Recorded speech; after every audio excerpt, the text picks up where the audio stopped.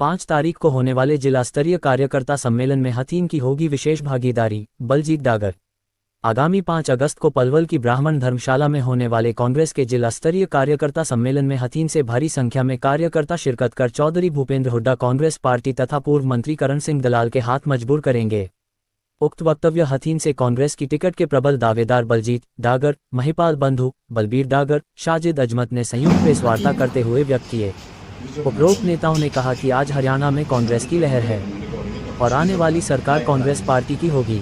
वहीं उन्होंने हथीन के विधायक प्रवीण डागर की कार्यशैली को लेकर कहा कि हथीन में प्रवीण डागर सिर्फ फेस है, बाकी हथीन का विधायक कोई और ही है। उन्होंने कहा कि भाजपा ने हथीन और देश प्रदेश को डुबाने का काम। आज हमारा हथीन विधानसभा के अंतर्गत प्रेस कॉन्फ्रेंस करने का उद्देश्य ये है कि आगामी 5 अगस्त को हमारे हरियाणा के भावी मुख्यमंत्री चौधरी भूपेंद्र सिंह हुड्डा जी पलवल में पधार रहे हैं।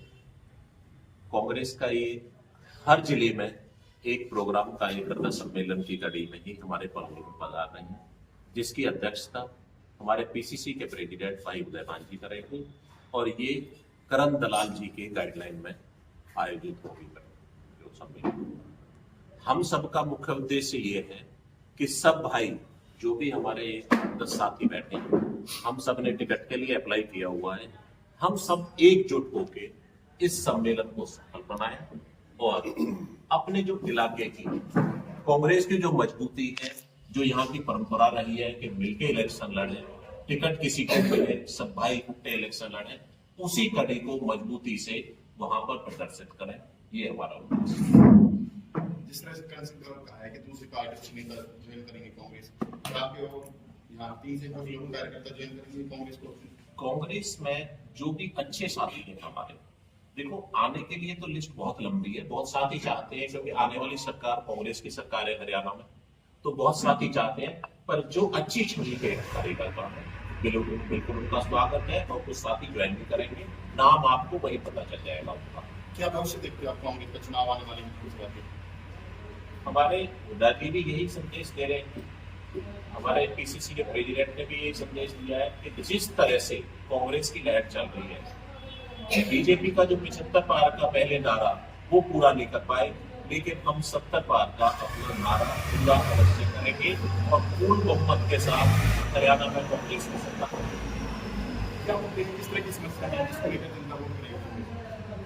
हरियाणा में पिछले जो 10 साल में आप देखो, बेरोजगारी का कौशल रोजगार निगम के नाम पर लोगों के साथ ठगी छलावा, जिसमें कोई रिजर्वेशन नहीं है।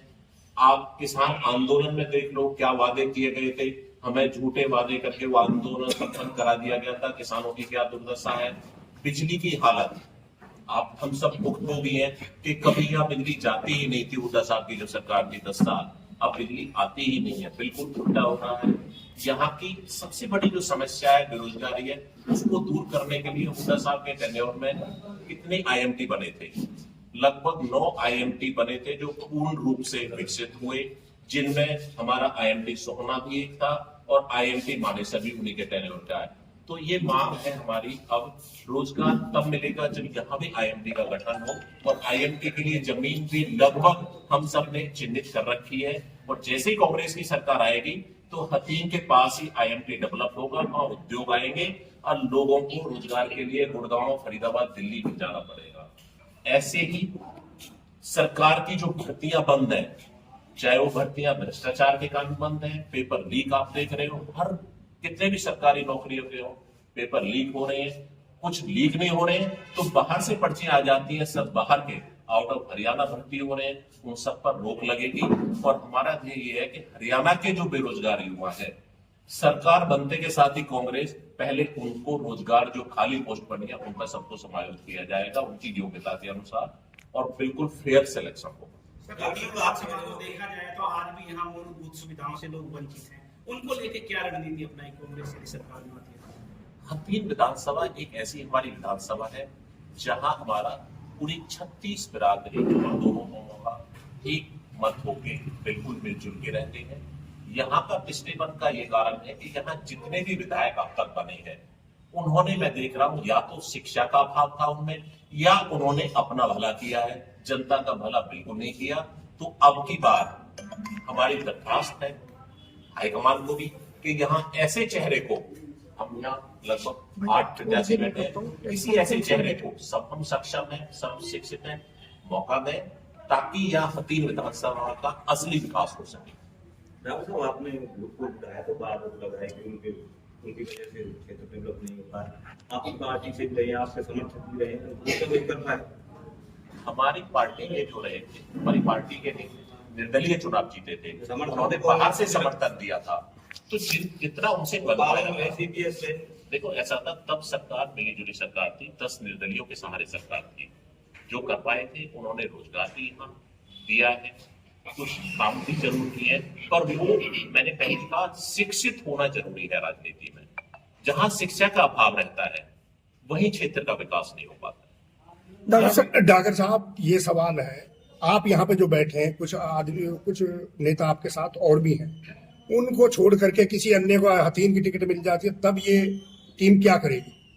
देखो ऐसा होता है, हमारा अभी एक दिन पहले ही प्रभारी जी का प्रोग्राम था, हमने सबने ये कहा था कि इस बार की टिकट चेहरा देख के ना दी जाए, इस बार की टिकट पूरे समीकरण देखे जाए, पहले कौन जिताऊ कैंडिडेट है उसका सर्वे कराया जाए, सर्वे के बेस पे दिया जाए और योग्यता के बेस पे भी दिया जाए कि योग्य भी है कुछ करने के लिए, क्या उसको पता भी है कि विधायक के कर्तव्य क्या होते हैं।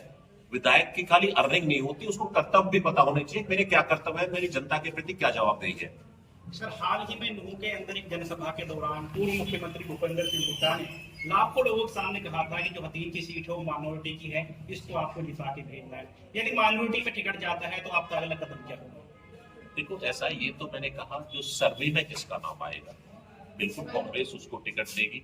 आप माइनॉरिटी की जैसी बात है, यहां से आप पिछला चुनाव, जितने भी चुनाव हुए आप देख लो, कांग्रेस के टिकट पर कितने लोग जीत पाए, क्यों नहीं जीत पाए हैं, किस कम्युनिटी से जीते हैं, वो सारे समीकरण है। यहाँ कोई माइनॉरिटी का ऐसा नहीं, माइनॉरिटी को टिकट मिली है तो माइनॉरिटी के साथ भी जनता रही है और दूसरी उसको मिली है तो उनके साथ भी जनता रही है। कांग्रेस प्रभारी ने हाल ही में रोपड़ा का उटावड़ में अल्पसंख्यक चौपाल नाम से एक कार्यक्रम किया था। यदि सीट को अल्पसंख्यक से हटाकर किसी दूसरे एमएलए को टिकट प्राप्त यहाँ से बनाया जाता है, क्या अल्पसंख्यक लोगों के साथ न्याय होगा? खाली अल्पसंख्यक को जिताना यदि योग्य ना हो तो कोई फायदा नहीं है। दोनों कौम जो यहाँ मिलके इलेक्शन लड़ती है, शिक्षित को जिताएं, यहाँ कौम की लड़ाई नहीं है आपस की, यहाँ हम सब मिलके रहते हैं। यहाँ शिक्षा का अभाव है, शिक्षा के नाम पर छलावा है, स्कूल बंद कर दिए गए 8 साल में, कोई यूनिवर्सिटी नहीं बनाई गई हमारे यहाँ पर। किसी भी क्षेत्र के विकास के लिए शिक्षा का उत्थान जरूरी है। जब बच्चे शिक्षित होंगे तो उन्हें रोजगार के लिए भटकना नहीं पड़ेगा, वो अपने आप क्वालिफाई करेंगे। तो सबसे पहला उद्देश्य है शिक्षा। दूसरा है मेडिकल। चिकित्सा के नाम पर क्या है, चिकित्सा के नाम पे आज भी पिछड़े हुए हैं। हतीन विधानसभा के अंतर्गत बीजेपी सरकार ने एक घोषणा की थी लगभग 8 साल पहले कि यहाँ मेडिकल कॉलेज बनाएंगे। वो कहाँ है मेडिकल कॉलेज? वो कागजों में ही बन के मुझे लगता है, या तो बन गया, चालू भी कागजों में ही हो गया। हमने तो कहीं मेडिकल कॉलेज देखा नहीं था। हमने जब उन्होंने घोषणा की थी तब भी ये मांग रखी थी कि यदि ये मेडिकल कॉलेज बनता है तो हतीन के आसपास बनाया जाए और उस कॉलेज का नाम, जैसे हमारा नूह में शहीद हसन खां मेवाती के नाम पर कॉलेज है, तो यहाँ भी हमारे एक शहीद हुए हैं दादा काना, उसके नाम पर होना चाहिए। पर वो दादा काना के नाम पे तो तब होगा जब कॉलेज ही नहीं है। तो हमारे ये भी एक मांग है, हुड्डा साहब से बात भी हुई है कि वो कॉलेज, मेडिकल कॉलेज हतीन के आसपास ही बनाया जाए, जो उन्होंने वादा भी किया है कि जरूर बनेगा। सर, मेरा एक सवाल है।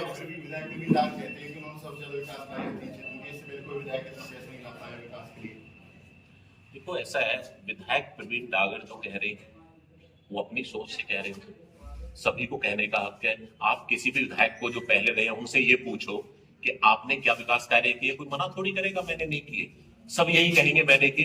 पर वो तो जनता देखे ना ये विकास कार्य क्या हुए हैं। बेसिक सुविधाओं की कमी है यहाँ पर। आप बंटकोला के हॉस्पिटल को देख लीजिए, कब का टूटा पड़ा है। अपने गांव है विधायक का, वो तो कितने साल से टूटा पड़ा है। यहाँ का हतीन का रेस्ट हाउस की क्या हालत है, कब से टूटा हुआ पड़ा है। बेसिक सुविधाएं हैं, जो मेडिकल सुविधाएं और शिक्षा सुविधाएं नहीं दे सके। बंटकोला में कॉलेज बना दिया गया, उसमें शिक्षक है ही नहीं, क्या पढ़ेंगे। स्टेडियम बना हुआ कहाँ बनाया गया स्टेडियम का, क्या उद्देश्य है स्टेडियम का? पहले शिक्षा और चिकित्सा दो, लोगों को रोजगार दो। ये स्टेडियम तो बात की चीज है, अच्छा है स्टेडियम भी बनाया जाए, पर पहले बेसिक मूलभूत सुविधाएं जरूरी है, जिनका तीन विधानसभा में अभाव है। डॉक्टर साहब, बजट की बात करें तो किसानों को लेकर के किस तरह से लेते हैं बजट को? जो इस बार का बजट है ये बिल्कुल लोगों को भ्रमित करने वाला बजट है। किसान का इससे कोई फायदा नहीं होने वाला। किसानों की जहां तक बात है, किसान की जो कीमत है, आज जो फसल की कीमत आती है उससे कम पर सरकार खरीद रही है, उससे कम पर किसान बेचने को मजबूर है। किसान का भला कहां से होगा? किसी ने क्या स्टडी किया है कि किसान की लागत क्या आती है? हर किसी बिजनेसमैन का लागत के ऊपर प्रॉफिट लिया जाता है। किसान की लागत में उसकी खाली वही ना जोड़ी जाए, वो किसान पूरे 6 महीने 1 साल मेहनत करता है, उसकी मजदूरी भी जोड़ के आप देखोगे तो किसान का 1/4 भी रेट नहीं मिलता। अच्छा डॉक्टर साहब, हथीन की बात करें, हथीन विधायक पर एक आरोप लगते हैं कि वो केवल मात्र एक चेहरा है, असल में तो हथीन का विधायक कोई और है। कितनी सच्चाई इस बात? ये तो आप सब देख ही रहे, विधायक तो हमारे प्रवीण डागर मुझे लगता नाम के ही है, विधायक तो कोई और ही है। और ये हथीन ही नहीं है, बाकी की 9 विधानसभाओं में यही हाल है, विधायक कोई और ही है। जो विधायक ही असली कर रहे हैं कोई और है।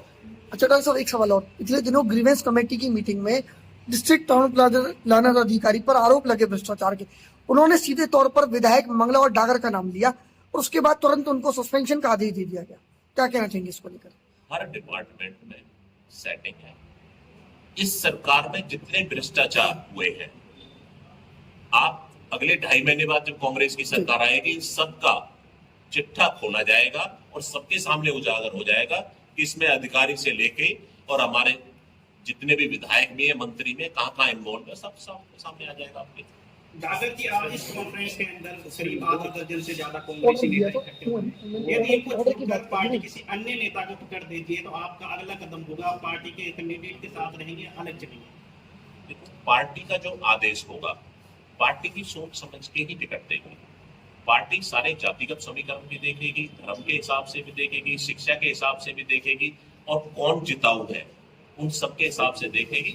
और सब फिर उसकी पार्टी के साथ रहने का हमारा सबका संकल्प है कि हम पार्टी के साथ रहेंगे जो पार्टी का आदेश होगा। डॉक्टर साहब, जो रैली होगी कलवर में, तो 3 से कितने कार्यकर्ता जाएंगे रैली में शामिल होंगे? क्योंकि आप लोग कई निकालते हैं बैठे, तो कितने भीड़ वहाँ पहुँचेगी? अब की बार जो इलेक्शन लोकसभा का भी लड़ा गया था, विधानसभा का भी जो इलेक्शन है, ये जनता लड़ रही है। हम आपको नंबर बता भी नहीं सकते, उससे कई गुना फालतू पहुंचेंगे हमारा नंबर। हम आपको बता दें यहाँ से कि हमारे 1000 लोग आएंगे, हो सकता है हमारे वहां 5000 लोग इतना क्रेज है लोगों में, अपने आप अब पहले सवारी भेजते थे, अब सवारी की जरूरत नहीं, अपने आप लोग जाने के चुके। पर मैक्सिमम तादाद में आपको ये बात दिलाता हूँ, पलवल में होडल, पृथला और पलवल से भी ज्यादा, 3 से ज्यादा होगी। हथीन में बसपा और इनेलो का जो गठबंधन है, ये कितना मायने रखता है? ये बीजेपी की बीटी है, ये ऊपर से ही डायरेक्ट करके गठबंधन कराया गया है ताकि कुछ हमारे वोटर भ्रमित हों, वोट बटे और बीजेपी का कैंडिडेट निकालने की साजिश ये रची गई है। ऐसा कुछ भी नहीं है, इसका कोई जमीनी हकीकत आप देखोगे तो इलेक्शन में इनको पता चल जाएगी कि इनका क्या जमीनी। हथीन विधानसभा में किसका मुकाबला होने जा रहा है, किन पार्टियों का? हथीन विधानसभा में हमारा कोई मुकाबला ही नहीं है किसी से। इनको तो जमानत बचाने की लड़ाई लड़नी पड़ेगी और को तो जैसा कि आप लोकसभा में देख ही चुके हो, ये जितने भी कैंडिडेट होंगे अपनी जमानत के पैसे बचा पाए, इसकी लड़ाई लड़ेंगे। क्या रहेगा रैली हो रही है जो कलवर में रैली की, किस तरह से 3 से कितने कार्यकर्ता हैं, क्या उद्देश्य है इस रैली का? देखिए और दलाल साहब का आदेश बिल्कुल आया था हमारे, और हम हमारे दादा साहब, हमारे भाई साजिद जी, बघेल साहब के राजेंद्र भाई और अपने बलवीर जी, सभी हम मिलकर अपने जो कार्यकर्ताओं की मीटिंग करेंगे। और सब जो मेरे 15-20 गाँव हैं और सभी कार्यकर्ता हम लेके चलेंगे और तुरंत राजनीति को अपनी शक्ति अपनी जो प्रदर्शन का लोकसभा की जो चर्चाएँ थी तो हमने दिखाया था पूरा सहयोग।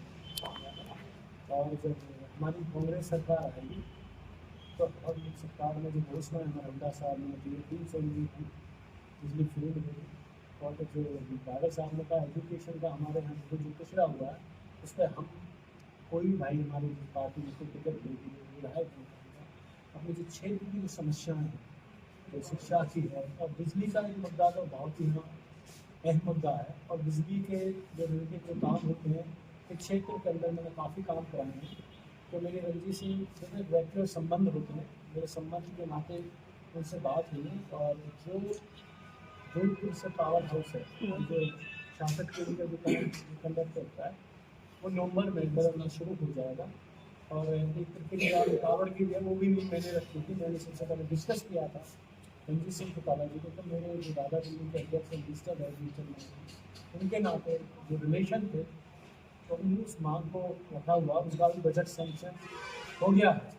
तो यहाँ जो हज़ारों करोड़ रुपए की योजना कांग्रेस सरकार ने मेरे गाँव कमल में रखी थी, लेकिन जो हड्डा साहब जो विकास कार्य करा गए काम का, तो आज तक बीजेपी की कोई भी गाँव में पाइपलाइन नहीं दिस चुकी है।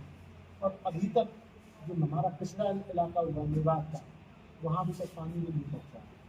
तो इस सरकार से जो चिंता है वो काफ़ी दुखी है। और जिस प्रवीण डागर जी जो बात कर रहे हैं, अपने मिडकोला का रेस्ट हाउस वो करवा गए। हमने अभी एक ज्ञापन दिया था हमारे जो भाई और एसडीएम से राज्यपाल के नाम पे जांच के आदेश भी हुए हैं, तो उनके साथ में पहुँच भी गया है, तो उसका मुझे मैसेज भी आ गया है। और जहाँ ये विकास के कार्य करते हैं कि कांग्रेस के टाइम में तो सड़कें 5-10 साल चल रही थी, इनके सड़कें आगे 1 साल भी नहीं चली। जितनी सड़कें यहाँ बनी हुई हैं, उन सड़कों की हालत देखो।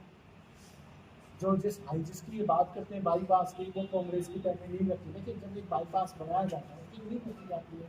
जितने किसानों की ज़मीन होती है उनसे एक एनओसी ली जाती है, लेकिन यहाँ पर व्यवस्था पूरा वो सर्वे होता है, वो भी अधूरा बनाया। इसलिए कहते हैं कि हमने बाईपास बनवा के, कहाँ बाईपास।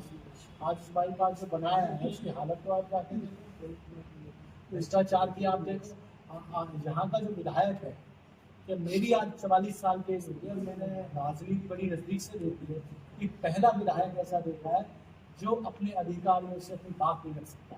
कांग्रेस के टाइम में जो हम कांग्रेस के कार्यकर्ता, हमारे सांसद राणा जी के, हमारे जो विधायक रहे, लेकिन हम अपनी बात एसपी, डीसी, एसडीएम, कोई भी अधिकारी मजबूती से रखते थे, उस भाई का काम कराकर टंगे की चोट पर ले जाते थे। आज विधायक किसी का एक काम तो करके दिखा दो। तो जहाँ नौकरियों की बात है, क्या 13 दिन की नौकरियाँ मिलती है? और सब रोजगार में 13 दिन के लिए इलेक्ट मिले थे लोगों को। और जो वाका IAS था, जो पलवल का DC रह के गया था, दैया, वो खुद पकड़ा गया था। सर हाईकोर्ट में उसमें कौशल रोजगार के चेयरमैन CEO जो बनाया था, वो पकड़ा गया था। और जहाँ ये धर्म की राजनीति करते हैं, आज देखो उत्तराखंड में जो हमारे मंदिर है, सोना कितने टन था। आगे कोई आवाज़ उनका उठाने वाला है? जो हमारे संत कह रहे हैं कि वहाँ कम से कम कितने क्विंटल जो सोना था, उस सोने की जगह पीतल लगाया। ये धर्म की राजनीति करते हैं। कांग्रेस ने हमेशा इस बरादरी को साथ लेके गए। हमारे कांग्रेस पार्टी में जितने भी प्रधानमंत्री रहे, उन्होंने कभी कोई जात पात की, कोई धर्म की राजनीति नहीं करी। इस देश को डेवलप की राजनीति करी। कांग्रेस ने जब देश आज़ाद हुआ, हमारे देश में क्या था? हमारे यहाँ देश में एजुकेशन, हमारे यहाँ बिजली बनाने के कारखाने, रेलवे जैसी नेटवर्क को, कंप्यूटर जैसी योजना, मोबाइल जैसी योजना, जो ATM आना था तो राजीव गांधी जी के टाइम आना था, वो बीजेपी ने नहीं कि पैसा विदेश चला जाएगा। जो मंदिर का जो ताला तुड़वाया वो राजीव गांधी जी ने तुड़वाया। इनका कहाँ है विकास? सिर्फ लोगों को गुमराह करते हैं, हिंदू मुसलमान की बात करते हैं, हम भाई भाई को लड़ाने का काम करते हैं। इनका कोई भी विकास कार्य नहीं है। इनका विधायक एक डम्मी विधायक है। और जो इनका सांसद है, उनके जितने भी यहाँ रिश्तेदार हैं, वो कमीशन वाले रिश्तेदार हैं। वो कमीशन ले जाते हैं ग्राम पंचायतों से और यहाँ के ब्लॉक से, और अपना ऐश लेते हैं और जनता अपनी जाए बाहर। बहुत